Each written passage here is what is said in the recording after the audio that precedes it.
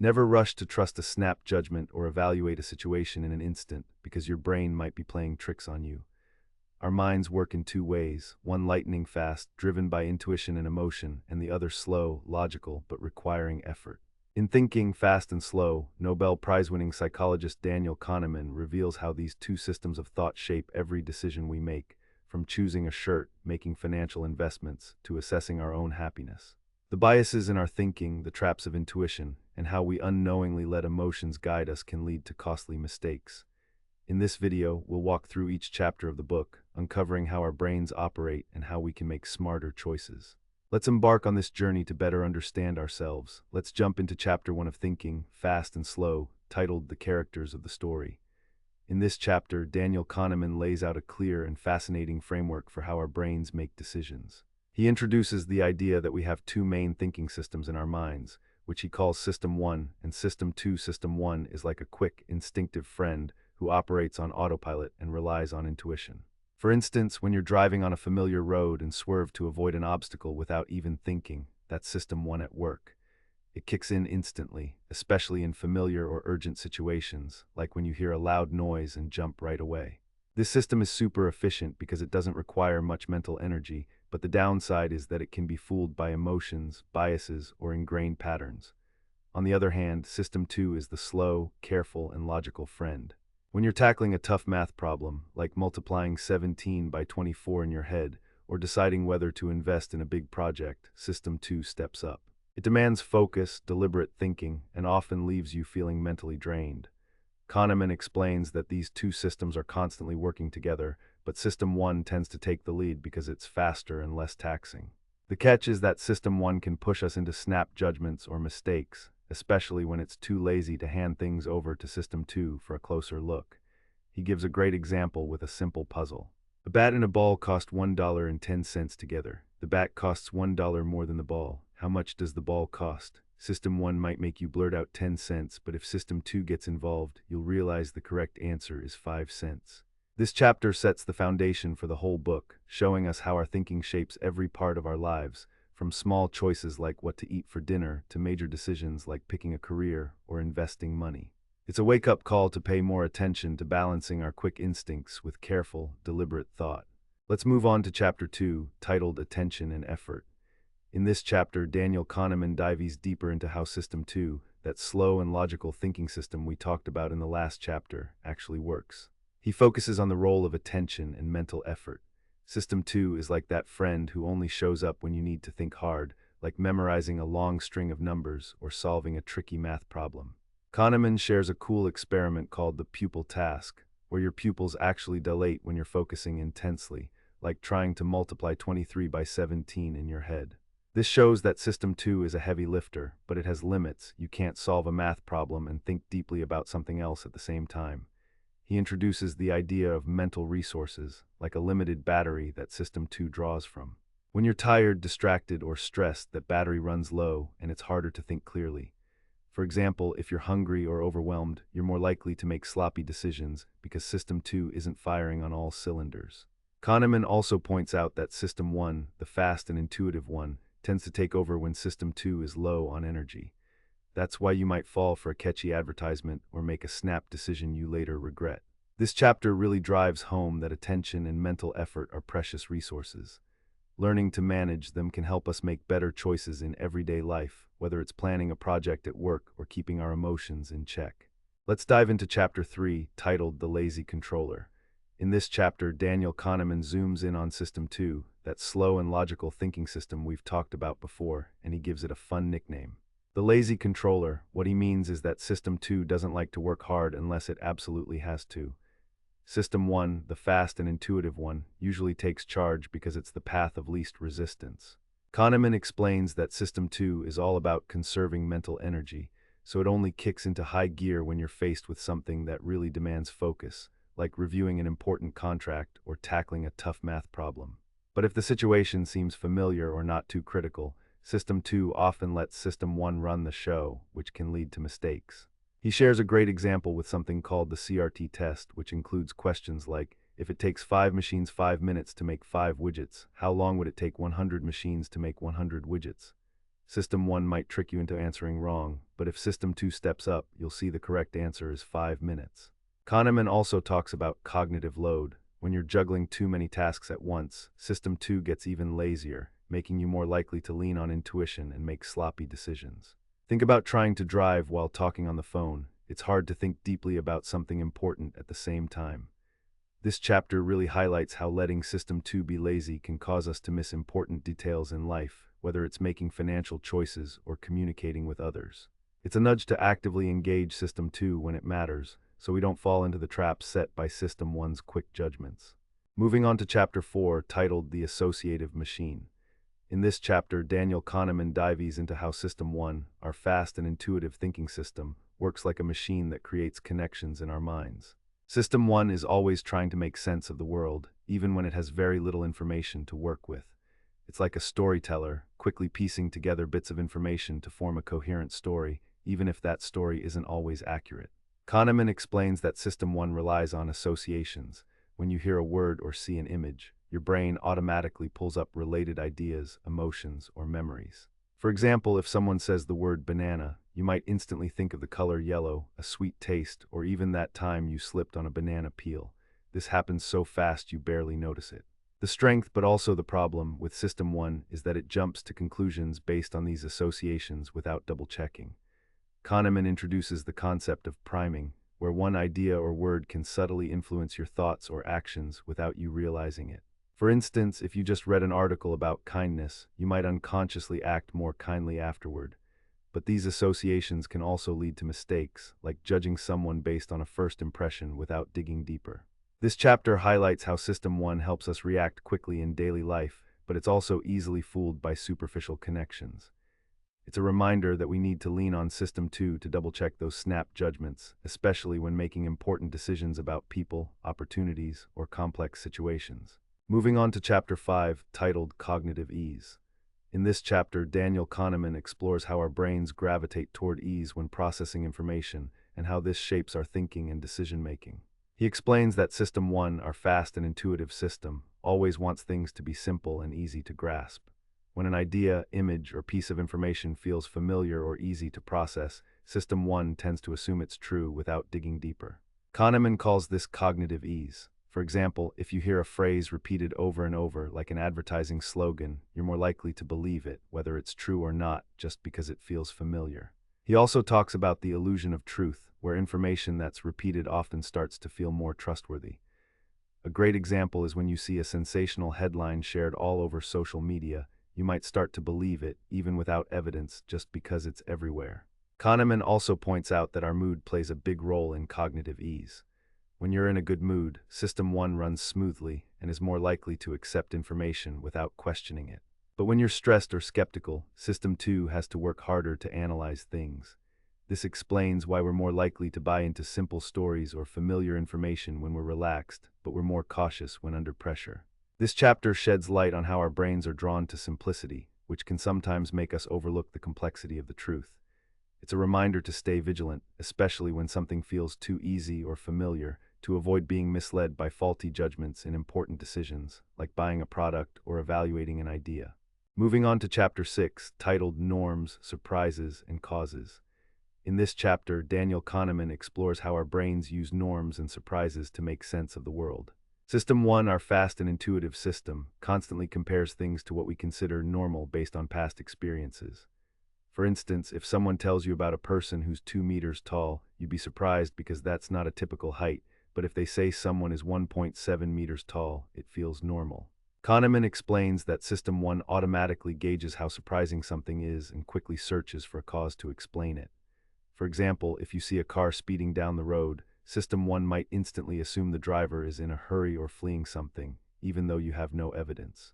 This shows how our brains love to create reasonable stories to explain events, even when we don't have the full picture. But the problem is, these explanations are often oversimplified and can be wrong. Kahneman emphasizes that System 1 is great at spotting familiar patterns, but not so great at handling complexity or accurately assessing probabilities. This chapter reveals how we can get swept up in the simple stories our brains create, and it encourages us to use System 2 to double-check those assumptions, especially in surprising or important situations, like evaluating news or judging others. Moving to Chapter 7, titled A Machine for Jumping to Conclusions. In this chapter, Kahneman digs into how our brains strive to create coherence in every situation, even when information is incomplete. System 1 is always trying to make things make sense, so it fills in the gaps with assumptions based on what we already know. For example, if you hear a story about a young woman succeeding in the tech industry, System 1 might automatically picture her as smart, confident, and maybe from a big city, even if those details weren't provided. Kahneman calls this the illusion of understanding, where we think we get the full picture when we're really just relying on fragmented pieces. He shares a fascinating experiment where people are given a few random words like door and open, and they immediately weave them into a meaningful story. This shows how System 1 is brilliant at creating coherence, but can easily lead us to wrong conclusions. Kahneman also points out that this drive for coherence makes it hard for us to spot flaws in our own thinking. For instance, when reading a financial report, you might feel like it all makes sense without realizing you're missing key details. This chapter reminds us that our brains crave clarity and simplicity, but to make better decisions, we need to let System 2 step in and question the story System 1 automatically constructs, especially in complex situations like planning or assessing risks. Moving on to Chapter 8 of Thinking, Fast and Slow, titled How Judgments Happen. In this chapter, Daniel Kahneman explores how System 1, our fast and intuitive thinking system, makes judgments about the world based on the information at hand. He explains that System 1 often uses mental shortcuts to reach quick conclusions, but these shortcuts can sometimes lead to mistakes. A key idea here is substitution, where we answer an easier question instead of the harder one we're actually asked. For example, if someone asks you, "Are you happy?" instead of deeply reflecting on your life, System 1 might just look at your current mood, like how you just had a great meal, and base the answer on that. Kahneman also talks about the halo effect, where one standout trait, like someone's good looks, makes us automatically assume they're better in other areas, like intelligence or kindness. For instance, you might think a handsome actor is probably a nice person, even without evidence. These judgments happen quickly and unconsciously, but they can cause us to overlook important details. Kahneman emphasizes that System 2, with its slow and logical thinking, can help correct these hasty judgments, but it needs to be activated. This chapter shows how our brains simplify the world to make quick judgments, but it also urges us to be more careful, especially in important situations like evaluating a job candidate or making financial decisions. Moving to Chapter 9, titled Answering an Easier Question. In this chapter, Kahneman dives deeper into the idea of substitution he touched on earlier. He explains that when faced with a complex question, System 1 often takes the lazy route and swaps it out for a simpler question it can answer right away. For example, if you're asked, "Is this company worth investing in?" instead of analyzing financial reports or market trends, System 1 might just rely on your gut feeling about the brand, like how you liked their logo or heard a positive story about them. This leads to decisions based on emotions or superficial information rather than thorough analysis. Kahneman also discusses how System 1 favors information that's easy to access, like recent memories or what's prominent in your mind. For instance, if you just watched a movie about a plane crash, you might overestimate the danger of flying.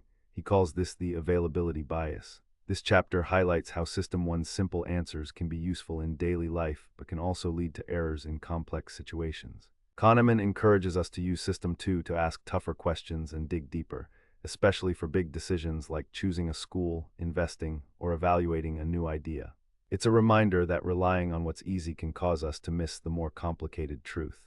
Moving on to Chapter 10, titled The Law of Small Numbers. In this chapter, Daniel Kahneman explores how we often misinterpret numbers and statistics, especially when relying on small samples. System 1, our fast and intuitive thinking system, tends to see patterns and meaning in very limited data, even when it's not statistically significant. Kahneman calls this the law of small numbers, meaning we're quick to believe a small sample represents the whole.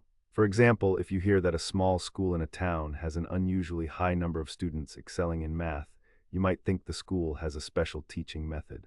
But in reality, with a small sample, that result could just be random chance. Kahneman explains that System 1 struggles to understand randomness and often assigns causes to what's just luck or natural variation. Another example is when you see a basketball player score consistently in a few games, you might think they're on fire, but it could just be a lucky streak. He emphasizes that to avoid these mistakes, we need System 2 to analyze more carefully and recognize that small samples are often unreliable. This chapter shows how we can get swept up in compelling stories from limited data, and it encourages us to be more cautious when drawing conclusions, especially in areas like research, business, or performance evaluation.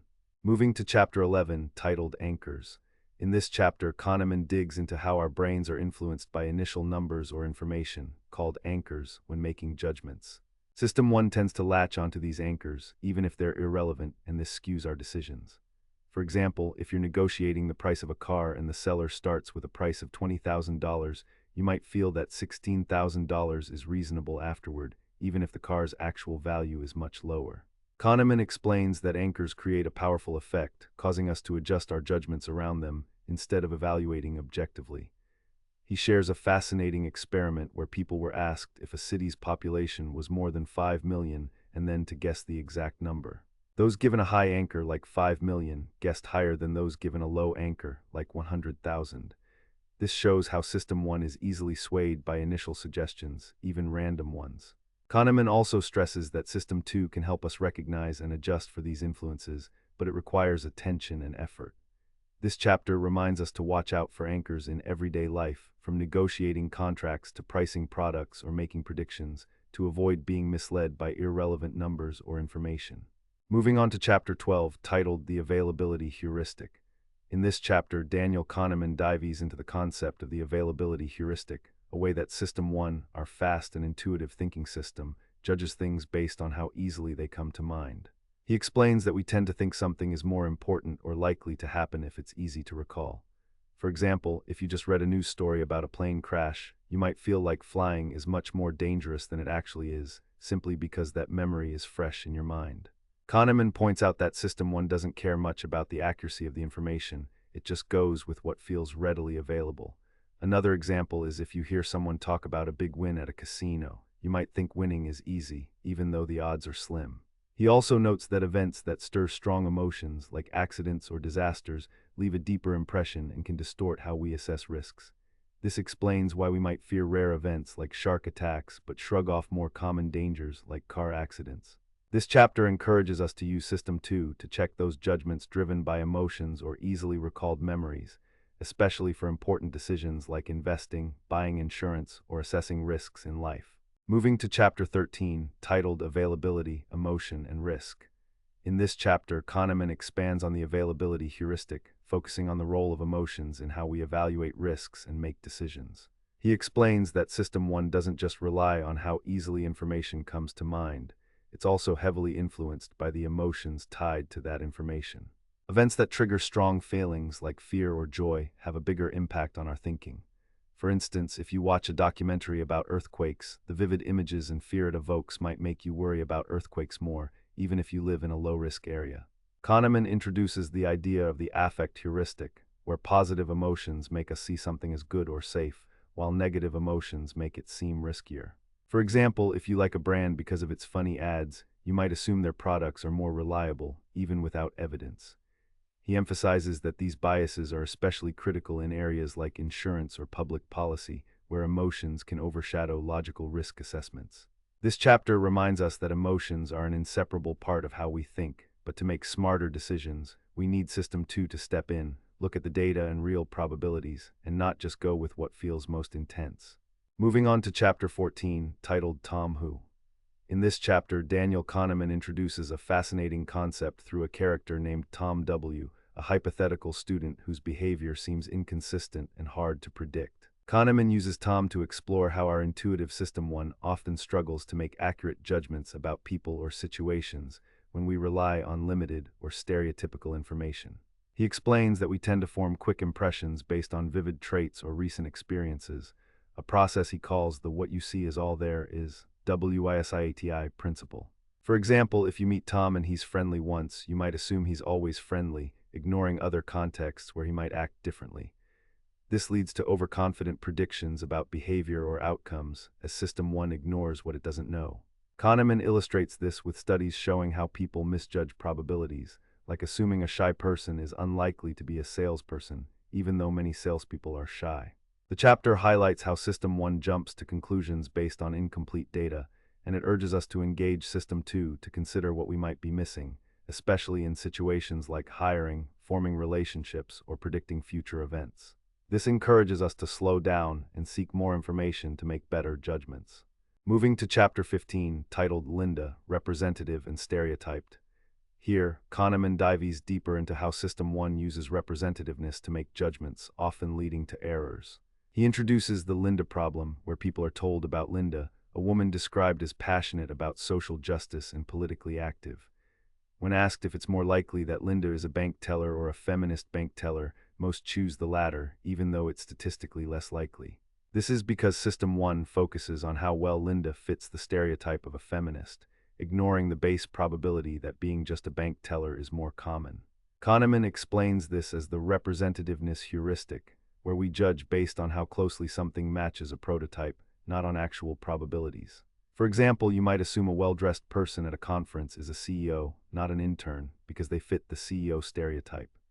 This chapter shows how our brains prioritize vivid, stereotypical information over logical reasoning, leading to mistakes in areas like hiring decisions or medical diagnoses. It's a call to use System 2 to question stereotypes and consider statistical realities for more accurate judgments. Moving to Chapter 16, titled Causes Trump Statistics. In this chapter, Kahneman explores how System 1 prefers causal explanations over statistical ones, often leading to flawed conclusions. He explains that our brains are wired to look for stories and causes, even when data suggests randomness or other factors. For instance, if a child improves after a new teaching method is introduced, we might credit the method, ignoring that many kids improve over time regardless. Kahneman uses examples like the hot hand in basketball, where people believe a player who's made several shots is more likely to keep scoring, even though statistically, each shot is independent. This preference for causal stories makes us overlook base rates or broader data. For example, if a rare disease test is 99% accurate, but the disease is extremely rare, a positive result is still likely to be a false positive. But System 1 focuses on the test result, not the rarity. This chapter underscores how our love for compelling narratives can distort our understanding of probabilities, urging us to lean on System 2 to prioritize data over stories in decisions like investments, health, or policy making. Moving on to Chapter 17, titled Regression to the Mean. In this chapter, Daniel Kahneman explains a crucial but often overlooked statistical concept, regression to the mean. He argues that System 1, our fast and intuitive thinking system, frequently fails to recognize this phenomenon, leading to misunderstandings about cause and effect. Regression to the mean happens when an extreme event, like an unusually good or bad outcome, is followed by something closer to the average. For example, if a student scores exceptionally high on a test, they might score lower next time, not because they got worse, but because extreme results are often unsustainable. Kahneman shares a story about pilots. When a pilot nails a perfect landing, their next one might be less impressive, and after a poor landing, they might do better next time. System 1 makes us think praise or criticism caused the change, but it's often just regression to the mean. He emphasizes that failing to understand this leads us to wrongly assign causes to natural fluctuations. For instance, an athlete who has an amazing season often struggles to maintain that level, but we might think they choked under pressure. This chapter encourages us to use System 2 to recognize regression to the mean and avoid mistaken judgments, especially in fields like sports, education, or performance evaluations. Moving to Chapter 18, titled Taming Intuition. In this chapter, Kahneman explores how we can improve our intuitive judgments, which are often driven by System 1. He acknowledges that intuition isn't always bad. In some cases, like when an experienced doctor diagnoses a condition in seconds, intuition can be highly accurate. However, for intuition to be reliable, it needs to be developed in an environment with clear rules and consistent feedback. For example, a chess player builds strong intuition by playing thousands of games and getting immediate feedback on their moves. But in more complex fields like predicting stock market trends, intuition is often unreliable because the market is unpredictable and feedback is unclear. Kahneman points out that System 1 is prone to biases, like the availability heuristic or halo effect, which can distort our intuition. He suggests that to tame intuition, we need to use System 2 to double-check our quick judgments, especially for major decisions. A practical example is when you feel confident about an investment based on a gut feeling. Pause and look at the actual data, like financial reports or risks. This chapter reminds us that intuition can be a powerful tool, but to make it truly useful, we need to train it in the right environment and always be ready to let System 2 step in, particularly for critical decisions in finance, healthcare, or judging people. Moving on to Chapter 19, titled The Illusion of Understanding. In this chapter, Daniel Kahneman dives into how we often overestimate our understanding, especially when looking back at past events. System 1, our fast and intuitive thinking system, tends to create coherent stories to explain what happened, making us believe we could have predicted it. Kahneman calls this the hindsight bias, where we think an event was obvious after it occurs. For example, after a company goes bankrupt, you might say, "I knew this was coming," recalling a few negative signs, but in reality, you weren't that certain beforehand. He explains that System 1 loves simple, cohesive stories, so it ignores the complexity and uncertainty of reality. Another example is when you watch a football game and think the winning team was bound to win because of a few standout moments, even though the outcome was hard to predict before the game. Kahneman stresses that this illusion makes us overconfident in our predictive abilities and less likely to learn from mistakes. This chapter encourages us to use System 2 to view the past more objectively, recognizing that not everything is as predictable as we think, especially for future decisions like investing, planning, or evaluating performance. Moving to Chapter 20, titled The Engine of Stories. In this chapter, Kahneman explores why our brains are drawn to simple, compelling stories, even when they're not entirely accurate. System 1 prefers narratives that are coherent and make sense over complex analyses or dry statistics. For example, if you hear about a startup succeeding because of a visionary leader, you're likely to buy into that story and overlook other factors like luck or market conditions. Kahneman explains that these compelling stories are often used by media or advertisers to persuade us because they stick in our minds more easily than complicated data. A real-world example is when you read an article praising an investment fund for its stellar performance. You might want to invest immediately, without considering that the success could be temporary luck. He also points out that System 1 tends to ignore factors that don't fit the story, like risks or uncertainties. This chapter reminds us that while stories have a powerful pull, we need to let System 2 step in, examine the data, and question the accuracy of what seems too perfect, especially in areas like business, marketing, or personal decision-making. Moving on to Chapter 21, titled Intuition versus Formulas. In this chapter, Daniel Kahneman explores the tension between human intuition and statistical formulas when making predictions or decisions. He explains that System 1, with its quick intuition, is often trusted more by experts in fields like hiring or medicine because it feels natural and reliable. However, Kahneman shows that this intuition is often less accurate than simple statistical formulas.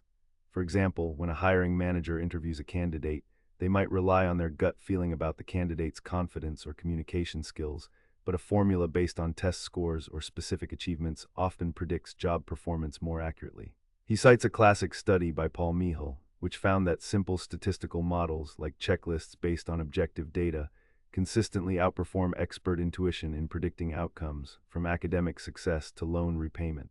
Kahneman emphasizes that intuition is prone to biases, like the halo effect, while formulas eliminate emotion and subjectivity.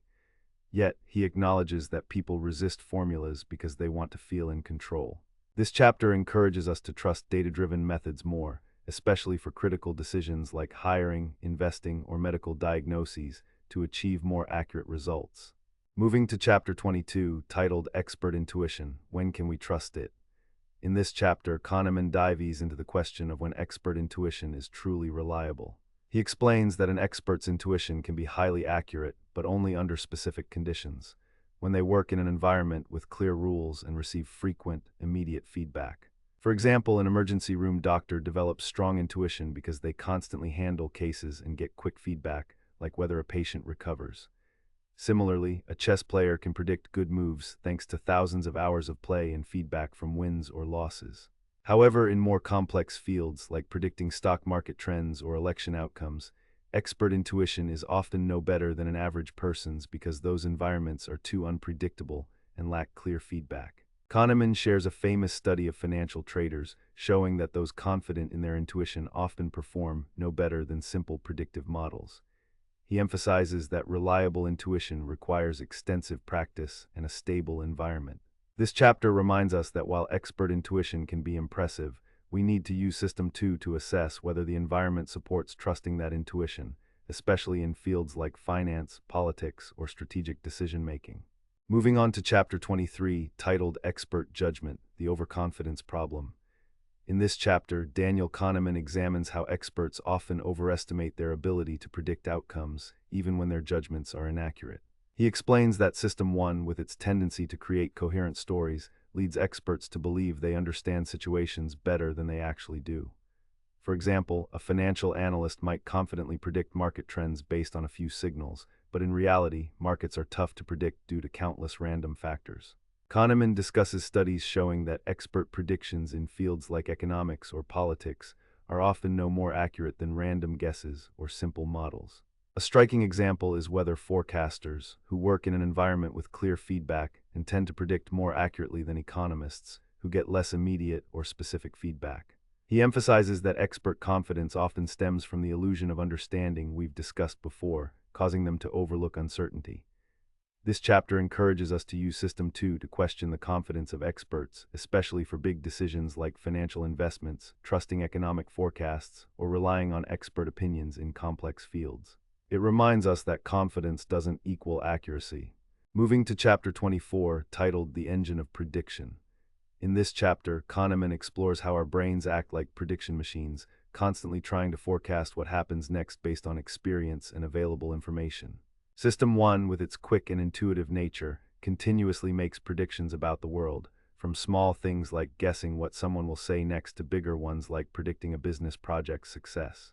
However, Kahneman points out that these predictions often rely on limited, biased information, leading to errors. For example, if you're considering investing in a startup, System 1 might predict success based on an inspiring story about the founder, ignoring data about the high failure rate of startups. He introduces the concept of the illusion of prediction, where we believe we can accurately forecast the future despite many uncontrollable factors. A real-world example is project managers who are overly optimistic about completion times because they focus on the best-case scenario and overlook potential risks. Kahneman encourages us to use System 2 to consider objective data, like average success rates or risk factors, rather than relying solely on intuition. This chapter reminds us that prediction is a natural part of thinking, but to make better decisions, we need to blend intuition with logical analysis, especially in areas like planning, investing, or risk assessment. Moving on to Chapter 25, titled Bernoulli's Errors. In this chapter, Daniel Kahneman explores how we evaluate risks and rewards, building on the expected utility theory of mathematician Daniel Bernoulli. He explains that System 1, with its quick and intuitive thinking, doesn't assess outcomes based on their actual value, but on the perceived gain or loss. For instance, if you're choosing between a guaranteed $50 or a 50% chance of getting $100, System 1 might push you toward the sure thing because the fear of missing out feels stronger than the potential gain. Kahneman calls this loss aversion, meaning we fear losing something more than we value gaining an equivalent amount. For example, losing $10 feels much worse than the joy of gaining $10. He also explains that how we view a decision depends on our reference point, our current situation. If you have $100, losing $10 feels more painful than if you only have $20. Kahneman emphasizes that these biases lead to suboptimal financial or personal decisions, like avoiding a good investment due to fear of risk.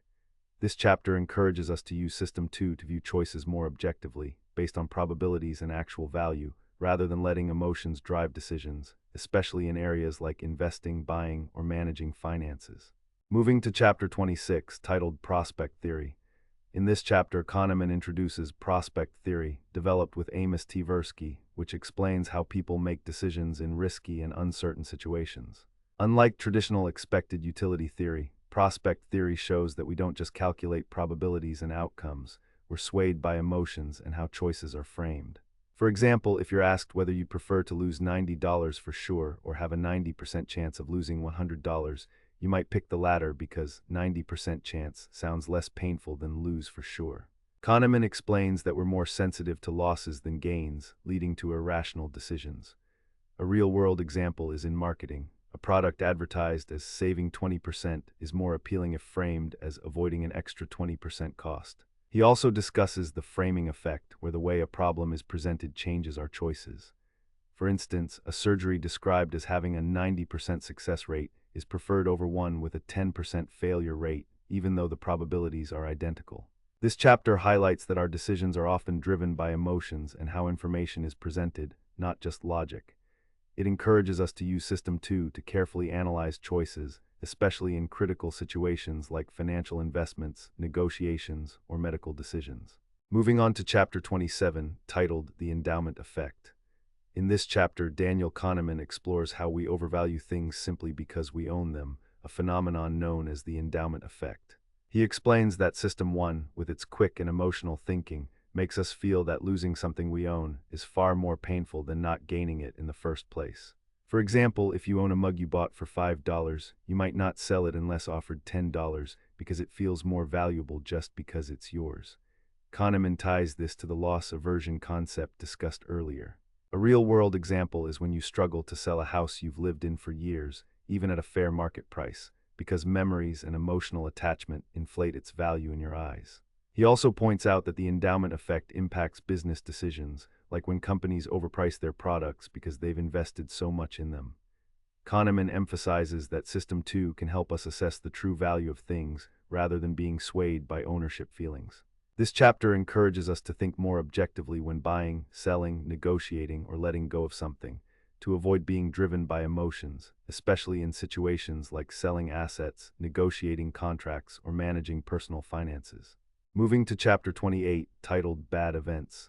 In this chapter, Kahneman dives deeper into the concept of loss aversion, explaining how it powerfully shapes our decisions. He argues that System 1 makes us feel that losing something, like money or an opportunity, has a much stronger emotional impact than gaining something of equal value. For instance, losing $100 feels far worse than the joy of gaining $100. Kahneman explains that this is why we often avoid risks, even when the potential rewards are high. For example, when considering an investment, you might pass on it because you fear losing money, even if there's an 80% chance of success. He also discusses how marketers exploit this effect, like offering free trials. Once you own a product, you're reluctant to give it up. Another example is in salary negotiations. You might feel insulted by a lower than expected offer because it feels like losing the value you believe you deserve. Kahneman stresses that loss aversion makes us overly cautious, sometimes causing us to miss good opportunities. This chapter encourages us to use System 2 to carefully weigh risks against benefits, rather than letting the fear of loss dominate, especially in critical decisions like investing, changing jobs, or managing assets. Moving on to Chapter 29, titled Fourfold Pattern. In this chapter, Daniel Kahneman summarizes the 4 key elements of prospect theory, explaining how they lead to decision-making errors. First is loss aversion, where we feel losses much more intensely than equivalent gains. For example, you might avoid an investment with a 60% chance of profit because the fear of losing money outweighs the potential gain. Second is the framing effect, where how a choice is presented affects your decision. For instance, you're more likely to choose an option described as saving 80% of patients than 20% of patients will die, even though they're the same. Third is the reference point, where we evaluate outcomes based on our current situation. Losing $10 feels less painful if you just got a raise than if you're broke. Finally, there's diminishing sensitivity, meaning our emotional response to gains or losses weakens as their size increases. Gaining an extra $10 feels less exciting when you already have $1,000 compared to when you have just $10. Kahneman explains that these factors cause System 1 to make irrational decisions, like being overly risk-averse or swayed by how information is presented. This chapter encourages us to use System 2 to evaluate choices objectively, relying on probabilities and data, especially for financial, medical, or critical negotiations. Moving to Chapter 30, titled Rare Events. In this chapter, Kahneman explores how we handle events with very low probabilities, like winning the lottery or facing major risks. He explains that System 1 often misjudges these rare events, either exaggerating their importance or ignoring them entirely. For example, you might buy a lottery ticket because you vividly imagine winning the jackpot, despite the 1 in a million odds. Conversely, you might dismiss the risk of a major storm because it's never happened where you live. Kahneman says System 1 is swayed by the possibility effect, where we focus on vivid images or emotional stories tied to rare events rather than their actual probabilities. A real-world example is how insurance companies sell expensive disaster coverage after people see news about an earthquake. He also explains that prospect theory predicts we overvalue rare events with big rewards, like lotteries, and undervalue rare events with big risks, like serious illnesses. This chapter emphasizes that to make better decisions, we need System 2 to analyze actual probabilities and avoid being swept away by emotions or vivid stories, especially in areas like buying insurance, high-risk investments, or preparing for unexpected events. Moving on to Chapter 31, titled Risk Policies and Frames. In this chapter, Daniel Kahneman continues to explore prospect theory, focusing on how the way choices are presented or framed impacts our decisions, especially in risky situations. He explains that System 1, with its quick and emotional thinking, is highly sensitive to how a problem is described, even if the actual content doesn't change. For example, if you're told about a treatment with an 80% chance of success versus a 20% chance of failure, you're more likely to choose the first option because it sounds more positive, even though the probabilities are identical. Kahneman calls this the framing effect, showing how language and emotions sway us more than logic. A real-world example is in marketing. A product advertised as 95% fat-free sounds more appealing than 5% fat. He also discusses reflection, where how we view gains or losses shifts based on our reference point.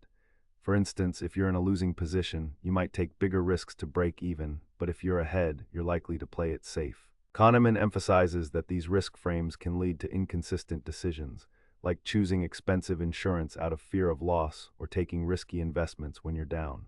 This chapter encourages us to use System 2 to see through the framing and focus on actual data, especially for financial, medical, or high-stakes risk decisions. Moving to Chapter 32, titled Keeping Score. In this chapter, Kahneman explores how we track gains and losses in our minds, as if maintaining a mental scorecard. He explains that System 1 tends to treat decisions as separate events rather than looking at the big picture.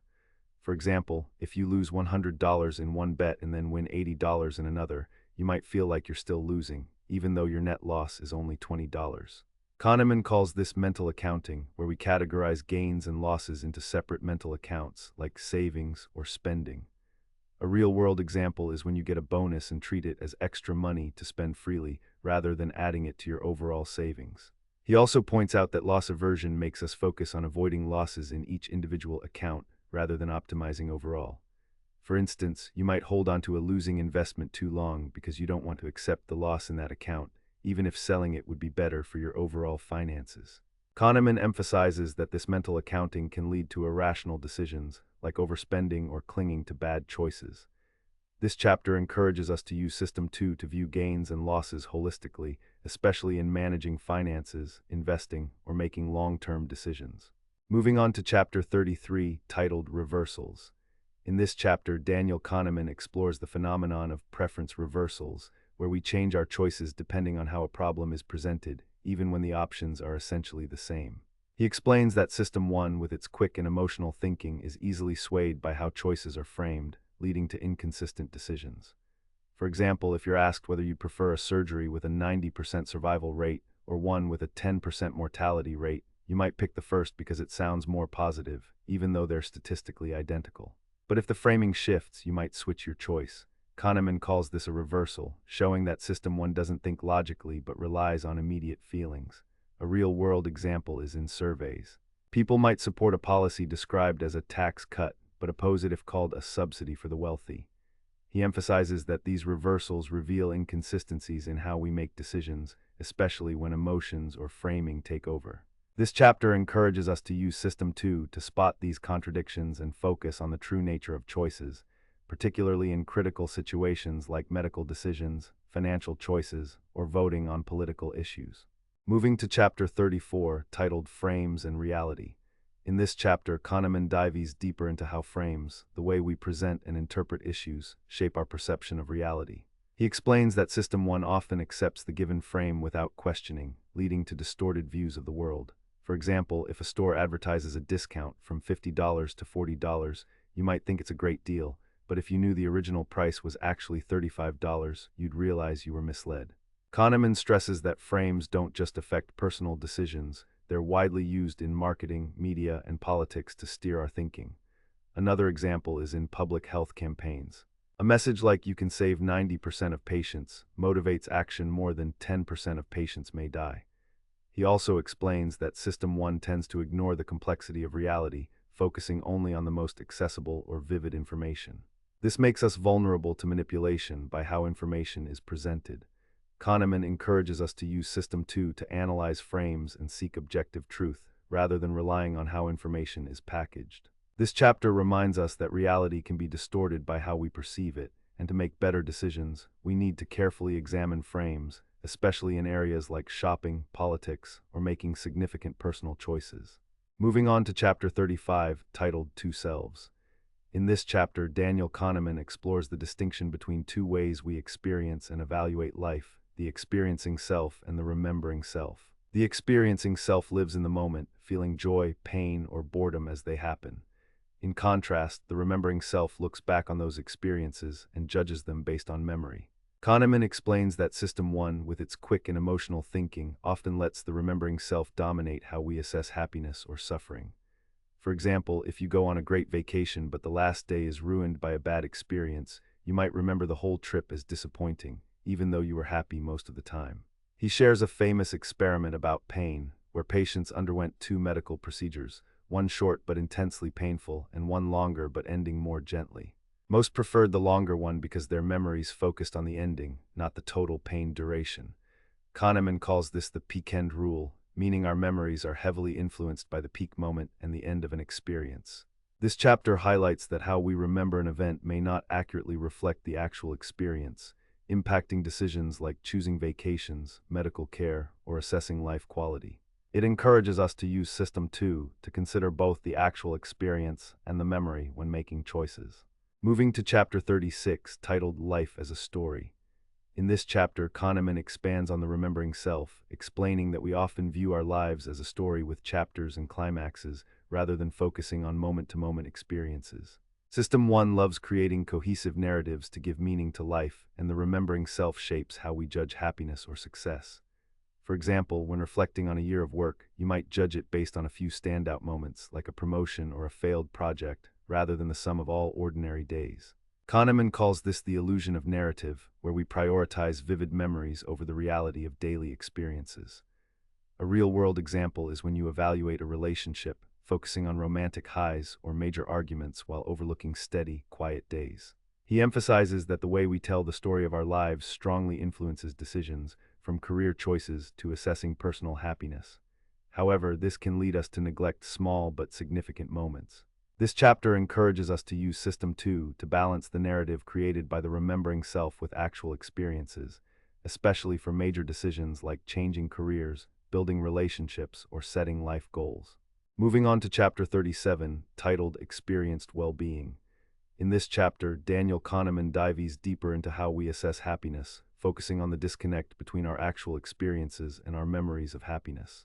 He explains that the experiencing self, which lives in the moment, often feels differently from the remembering self, which evaluates life quality based on selective memories. For example, you might have a busy but enjoyable workday, but if it ends with an upsetting incident, the remembering self might judge the whole day as bad, even if you were content most of the time. Kahneman shares studies showing that we tend to assess happiness based on peak moments or how an experience ends, rather than the overall sum of emotions. A real-world example is when you recall a vacation, you might focus on one amazing evening or a frustrating mishap, rather than the average feeling of the trip. He also discusses how factors like income, health, or relationships impact happiness, but System 1 often distorts how we evaluate these by focusing on what stands out.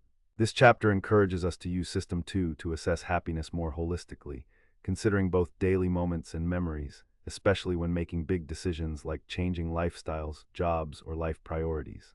Moving to Chapter 38, titled Conclusions. In this final chapter, Kahneman wraps up the book's key ideas, emphasizing the interplay between System 1 and System 2 and how they shape our thinking and decisions. He reiterates that System 1, with its fast, intuitive, and emotional thinking, helps us react quickly in daily life but often leads to biases and errors, like the availability heuristic, framing effects, or loss aversion. Meanwhile, System 2, with its slow and logical thinking, can correct these errors but requires effort and attention. Kahneman stresses that understanding how these systems work helps us make better decisions in areas like finance, healthcare, and relationships.